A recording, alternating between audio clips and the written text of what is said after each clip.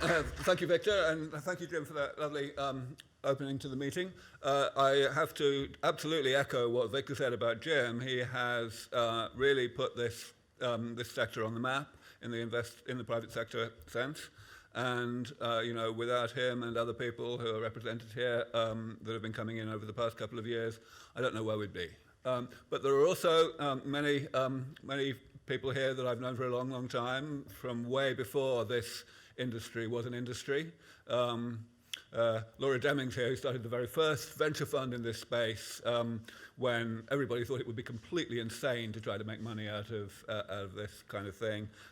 Dave Goebel is here, with whom I would probably still be just ranting on the internet, to be honest, because it was through his help that he and I were able to start the Methuselah Foundation, the precursor of SENS Research Foundation. But I'm sure there are quite a few people here who are relatively new to this field. And so what I hope to help you all see, just in a very introductory way, of course, which will be amplified throughout the day, is that Victor is completely wrong to call this a niche field. Even now, it is no longer possible to call it a niche field. It is growing exponentially. It's unbelievable how fast this is happening. And I guess the best way to explain why is to do the obvious thing from an investor perspective and to address the components of what makes an industry, a new sector, profitable and successful. It really comes down to the things that you all know about, supply and demand, and of course timing. So I'm just going to go through things in that kind of order.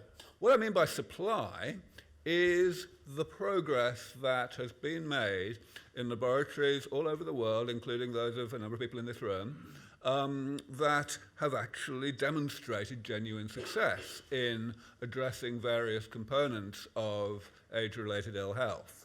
This is something that has been a long time coming.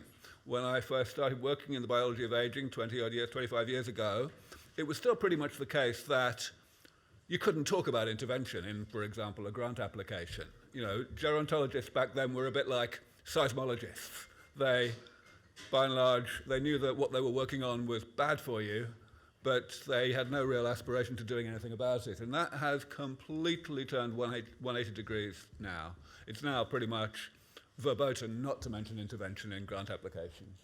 But it all comes down to this, the fact that we have had a long period of failure in keeping people healthy late in life, in marked contrast, of course, to the fact that we've done rather well against the overwhelming majority of the infections that used to take people out in very large numbers a century or two ago. And most people think that it's because of this, that it's just really that aging is so complicated and so many things go wrong with us late in life, and they go wrong at more or less the same time. And it's true that if you try to address these things one at a time, then it's just like whack-a-mole. You're not going to get very far.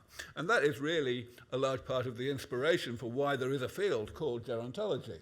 Unfortunately, the reason why things didn't go so well, why we still are getting sick when we get old, is because other methods don't work too well either. So this is how I like to define the phenomenon of aging. I like to say that it's the combination of these two processes. I've got loads of what? Yes, I have. These two processes, one that goes on throughout life, literally starting before we're born, which is basically the accumulation of self-inflicted damage that the body does to itself as a consequence of its normal operation, which is what the word metabolism means. And the reason we call those, the reason we say that damage is caused is because really this is just an accumulation of changes to the molecular and cellular structure and composition of the body, which the body is set up to tolerate a certain amount of, but only a certain amount. So that eventually, late in life, that right-hand process kicks in, and we start to get sick as a result of having more damage than what the body can tolerate. All right, fine so far. But then what's the goal? The goal, of course, is to separate metabolism from pathology. And looking at this little definition of aging, you might say, well, okay, there's two ways to do that. We can do it by separating damage from pathology. And I already kind of explained that that's not really going to work because the pathologies are too complicated. And anyway, you can see that it wouldn't work because the damage is continuing to accumulate. So anything that tries to eliminate the pathologies directly is bound to become progressively less effective as people get older. So that leaves the alternative of separating metabolism from damage. But unfortunately, that doesn't work too well either. This is what we've been trying to do. This is basically what gerontologists have historically tried to do, figure out ways to get metabolism to run more cleanly and to create damage at a slower rate than it normally would. That would be great. It would postpone the age at which the damage reaches a level that's pathogenic. But as I say, we haven't got very far with it. And this is fundamentally why metabolism is also rather complicated. What I'm showing you here is a simplified diagram of a small subset of what we know about how the body works, how metabolism works. And anyone here who's ever written software will immediately see that this is the ultimate nightmare of uncommented spaghetti code. There is no way in hell that we're going to be able to tweak this network so as to stop it from doing the thing we don't want it to do without at the same time having unintended consequences that stop it from doing things we need it to do to keep us alive. And of course, I'm understating the problem here. The real problem is not that this is a simplified diagram of a small subset of what we know about how the body works. The real problem is that it's a simplified diagram of a small subset of what we know about how the body works, which is completely dwarfed, as any biologist will agree, by the totally astronomical amount that we don't know about how the body works. And that's, of course, even ignoring all the stuff that we don't even know that we don't know. So, forget it. It's just not going to happen. But luckily, there is a third way to separate metabolism from pathology. You don't need to separate damage from pathology or to separate metabolism from damage. Instead, you can uncouple those two processes from each other by periodically repairing some of the damage. If you do that, then it's okay for damage to accumulate, for metabolism to generate damage at the natural rate. Because if you're repairing it, then it won't accumulate to the point that's pathogenic. The way I look at this as a kind of engineering, from an engineering perspective really, because I was originally trained as a computer scientist, is that this essentially sidesteps vast swathes of our ignorance about the biology of aging. If we are not proposing to make metabolism run more cleanly, in other words, if we're proposing to let metabolism generate damage at the natural rate, then we don't need to understand the details of how it generates damage, that horrible network I showed you. We can just let it get on with what it's evolved to do. Similarly, we don't need to understand much of the details of how damage generates pathology, because the proposal is simply not to let it get to the level of abundance whereby it does generate pathology. So all we have to do is focus on the damage itself. Now, that maybe, sounds not so easy. I'll come to that in a second. But really, I think I am justified in making this rather aggressive statement at the top of the slide, saying that this is a common sense approach to combating aging, and, generally being astonished that nobody came along and really propounded it before I did. Because the fact is, first of all, it makes sense in the context of this very simple definition of aging, but also it's something that we already successfully do. Here is a car that is more than 100 years old, and of course, it wasn't designed to last that long. It was designed to last maybe 10 or 15 years. That's really a rather important thing to think about, because we have to ask, how have we been able to cause this car to transcend its warranty period so dramatically? The answer is periodic, comprehensive, preventative maintenance. The only thing that distinguishes this car from all the other cars that were made 100 years ago that didn't survive is that it has benefited from more comprehensive preventative maintenance than what the law requires. Most people are perfectly happy with their cars falling apart at a rather predictable age and going and buying a new one, but you can't do that with your body. So essentially what I'm saying is that the aging of an inanimate object, like a car, is really the same thing. That three-word definition that I gave you earlier on of aging could totally be used to define aging of a simple machine as well. So really that comes down to what I'm saying at the top of this slide, that aging is actually not some kind of emergent phenomenon of biology, like consciousness or something. It's actually a phenomenon of physics. And we see, therefore, that because comprehensive preventative maintenance works on simple man-made machines, it should, in principle, also work on machines that we call living organisms. So the big thing I've left out, of course, up till this point, is the bottom part of this slide. Since we know that metabolism is viciously complicated, and we also know that pathologies of late life are viciously complicated, the natural expectation, or at least the pessimistic expectation, might be that the damage in the middle is also viciously complicated, which would mean that even though this may be the common sense approach, it still wouldn't be practical. And that is a prospect that we can't ignore. Indeed, it is only because of what you see on this slide that I ever felt able to go out and propound this approach.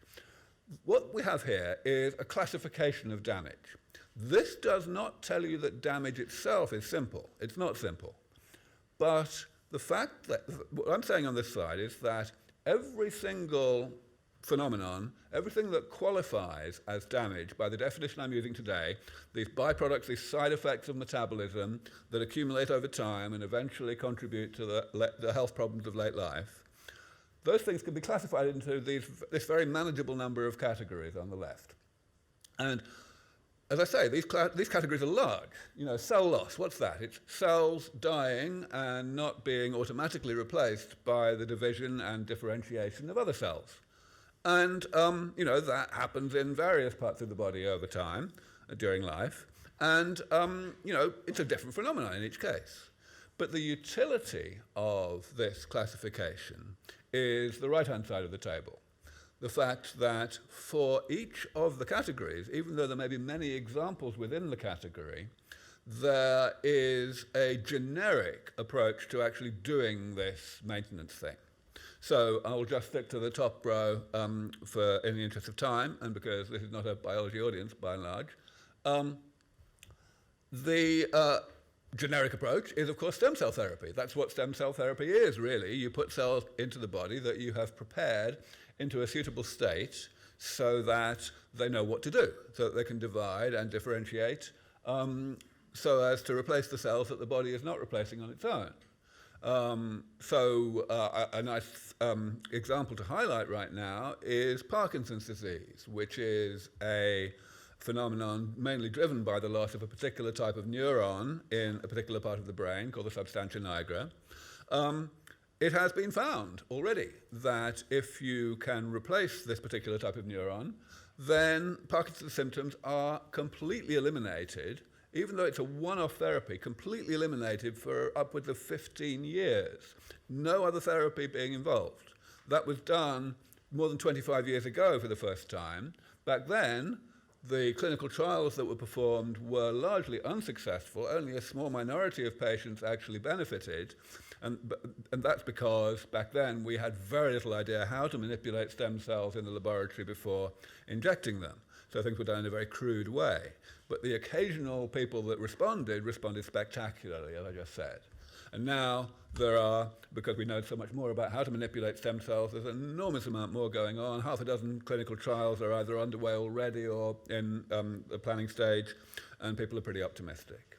SENS Research Foundation was created a decade or more ago because we saw that the corresponding damage repair approaches for the other rows of this table were being much more severely neglected by the research community, either because, well, typically because they just thought they were too hard, and the tyranny of peer review of grant applications, which is undoubtedly the worst thing that has ever happened to science, had basically forced scientists into working only on low-hanging fruit and getting publications every 10 minutes rather than working on important stuff. So SENS Research Foundation has always been funded almost entirely philanthropically, and that's how we have been able to work on these really high-risk, high-reward areas, and it's been rather successful. I wrote a book about all of this more than a decade ago.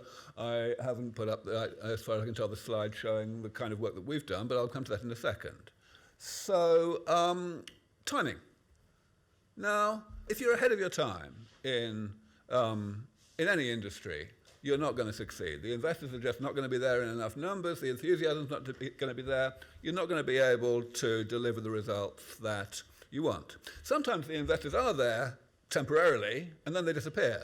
So the case of tissue engineering is a great one. 20, 25 years ago, companies started to emerge in the tissue engineering space before the science was ready, and they got initial investment in substantial amounts, and basically almost all of those companies went down because the science was not sufficiently advanced to be able to deliver products on the timeframes that were necessary. But now that's not true. Not in tissue engineering, for sure. Tissue engineering is now a very vibrant and legitimate area, not only academically but also commercially. But in the rejuvenation space, in the space of developing therapies that actually achieve this damage repair I'm talking about. So here is just a small selection of the papers that we've put out over the past few years in a very diverse range of areas, addressing a number of those 7 types of damage that I talked about. As you can see, they were published in nice high-profile places. But the main thing is that we're very proud of them because they really kick-started entire areas of research that had historically just, as I said, been viewed as too hard and had just basically gone into complete stasis. We showed essentially that people had given up a little bit too quickly and got things going again, and so we're pretty proud of that. We obviously are still a non-profit. We work still on the basis of philanthropy, and we are trying to raise more money, of course, all the time to try to push our research projects far enough along so that they become investable and so that they can get into the clinical trial stage. But a really important thing to recognize here is that it's not just us anymore. This idea has advanced not only in terms of actual results in the laboratory, but also in terms of the community's understanding of the potential that this has, to the point that people are reinventing the idea and, in very similar terms. This paper came out just 6 years ago. They divided aging into 9 categories instead of 7, but it's basically a complete, restatement of the same concept with corresponding therapies on the right-hand side. And as you can see at the top, this paper has been rather well received. It will be, by a large distance, the most highly cited paper in the whole of the biology of aging this decade. So, I don't have to go out and persuade my colleagues in the biology of aging research community anymore that this is a sensible way to be looking at the problem, whereas a decade or more ago, it was a very different story. So now demand. This is really the thing that drives this is driving the exponential growth of this field, this sector right now, I believe.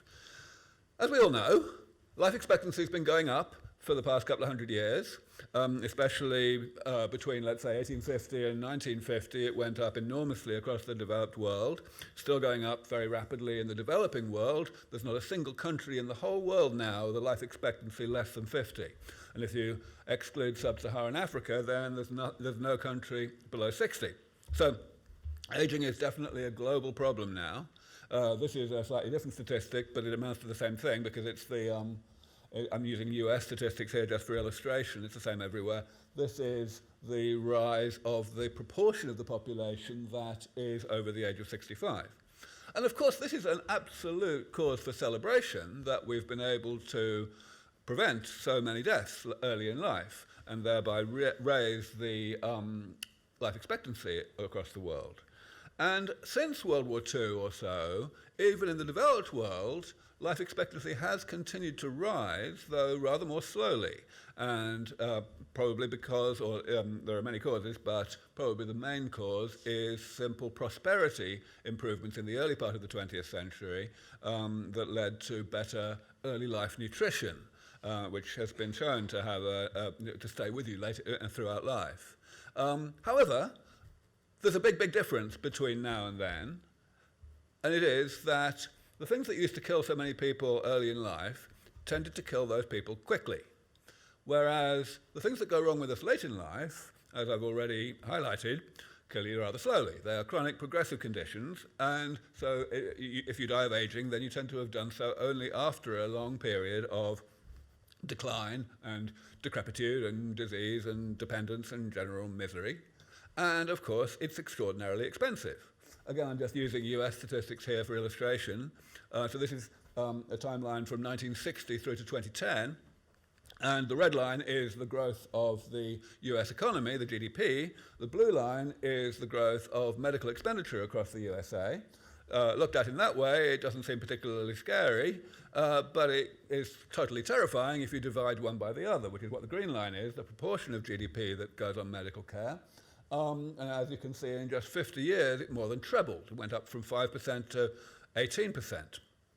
So, this is like the reason why everyone says that Social Security is going to go bust. And of course, it's not simply a US-specific phenomenon. It's not something that arises just because US healthcare is private, whereas in Europe it tends to be socialized. It's pretty much exactly the same everywhere. So we've really got to fix this. And we need to understand that there is a problem of marketing to be done here. One thing that I think it's very, very important to get clear, not just in what I'm doing right now, telling you what I work on, but also telling you what you're going to be working on when you get into this field as investors, is this is not about longevity. This is about health. Fact is, longevity is a side effect of health, simply because most people die from being sick, rather than from, being hit by a truck or whatever. So every time we make a substantial advance in any medical area, especially in a medical area late in life, because that's when most people die these days, then we're going to have this side effect of increasing life expectancy.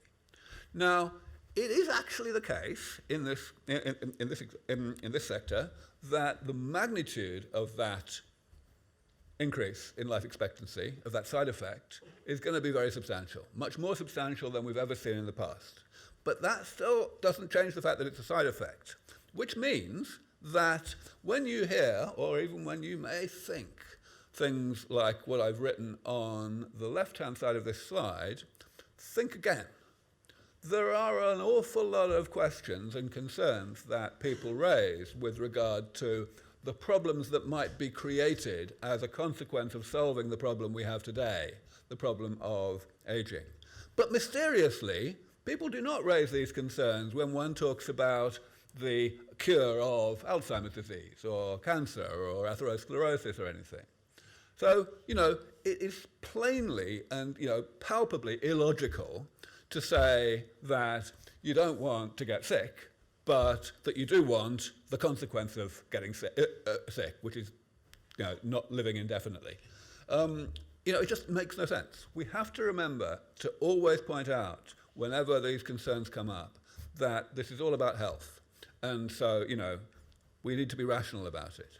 Now, it turns out that there are also, of course, perfectly good answers to the things on the left here, perfectly good reasons to predict very confidently that these problems will not actually occur in consequence of bringing aging under comprehensive medical control.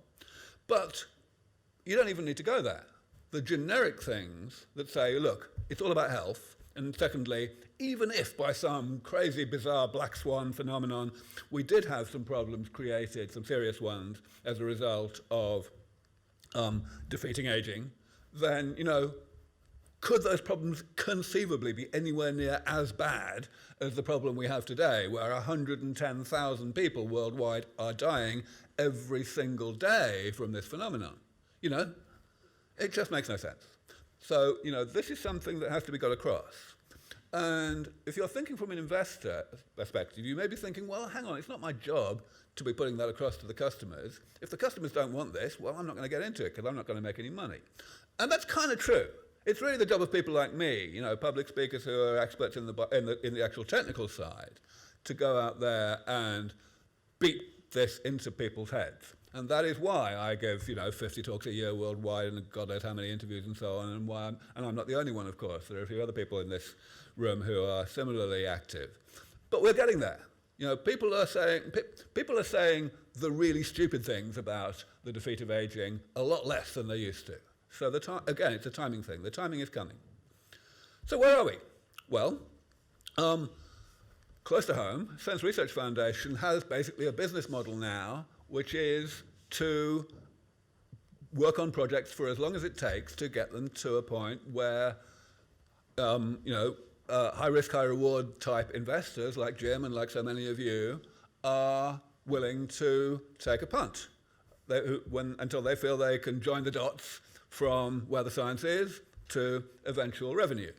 And the reason why our business model has become of that nature now is because it works. This is a list of now 6 projects that we worked on for a number of years and then were able to spin out as startup companies. And so, they're obviously getting a lot more financial support for that science than what we could provide philanthropically. And of course, it's not just us. You already saw a slide that was a little prettier than this because it had logos in Jim's presentation. I've totally just given up trying to update this slide. This is probably from a year ago now, maybe longer. And I just can't keep up. I mean, the font would get like that slide I showed earlier with the health problems of late life. What I will instead do is point you to the bottom line of this slide, very important fact. One of the more active investors in this space did the enormously valuable public service recently of creating a website listing all of the companies that he knows of that are actively pursuing this damage repair approach in one way or another and are either seeking money or, well, I guess they're all seeking money in one way or another, but who are moving forward in this space. But, it's a really big deal. More than 100 companies already. In fact, it's probably closing in on 200 now. Now, some of you may be thinking, well, yeah, I kind of like to make money quickly.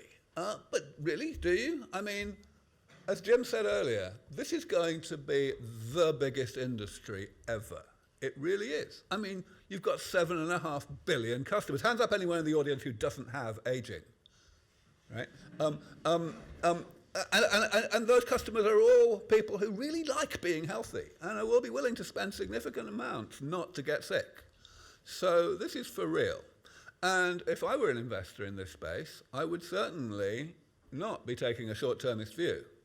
Let's talk about Unity for a second. Unity Biotechnology is a company in the Bay Area that went public recently. It's one of not many companies yet that have gone public in this space, but that's, as Jim mentioned earlier, that's definitely going to change. Look at the numbers we've got here. $300 million kind of amount is the sort of amount that a biotech company will quite often raise when it's in phase 3 of clinical trials, when it's this far from having a product that it can make money out of. Unity managed to do that before it had even begun its first clinical trial. Its first clinical trial. It's insane. Except that, of course, it's not insane because the reason that happened was because the investors in the Bay Area were smart enough to see what kind of numbers we would be talking about once these therapies actually do make it to market.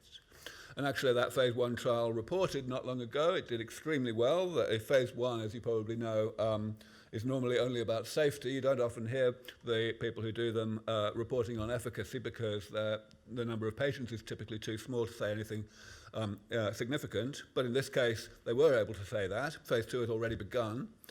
This industry is just going to be enormous. So, this is where I think it's also important for you guys to think.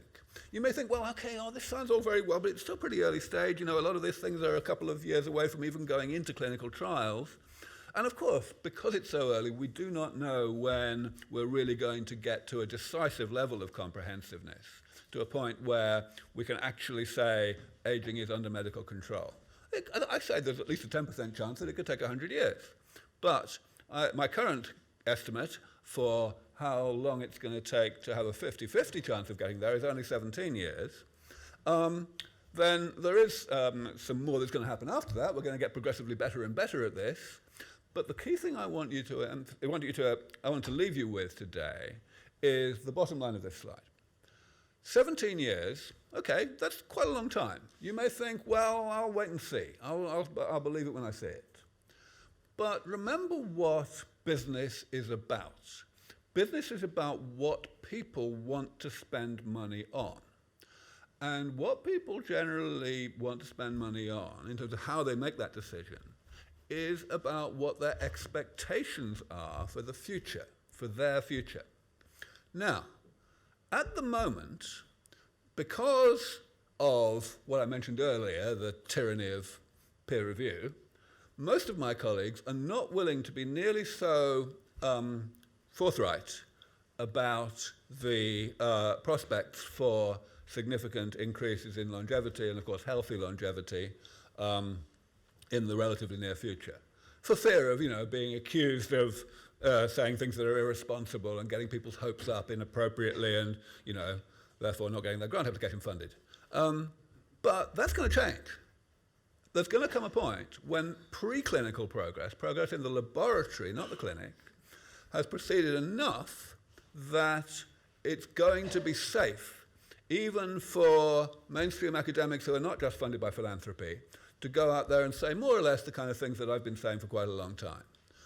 When that starts to happen, when the center of gravity of publicly stated expert opinion starts to shift, public opinion itself is also going to shift. People are going to go from thinking that they'll probably live only slightly longer than their parents did to thinking that they're going to live a very great deal longer than their parents did.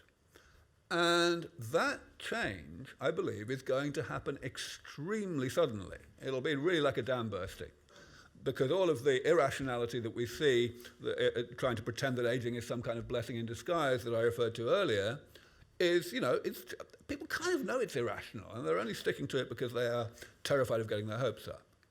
So I believe that the amount of progress, starting from where we are today, the amount of progress in the laboratory that will be needed for my colleagues in the expert community to start saying much more optimistic things is actually very slight. The kind of amount of progress that we can realistically expect to happen in the next 3 or 5 years, that's a hell of a lot less than 17 years. And of course, the people who are going to capitalize on that, people whose businesses are going to thrive, are the people who have anticipated that change in anticipation, that change in what people expect their futures to look like. Those people are going to thrive, and the people who have decided to wait until, to believe it when they see it, are the people who are going to go bankrupt. So I'll leave it there. Thank you.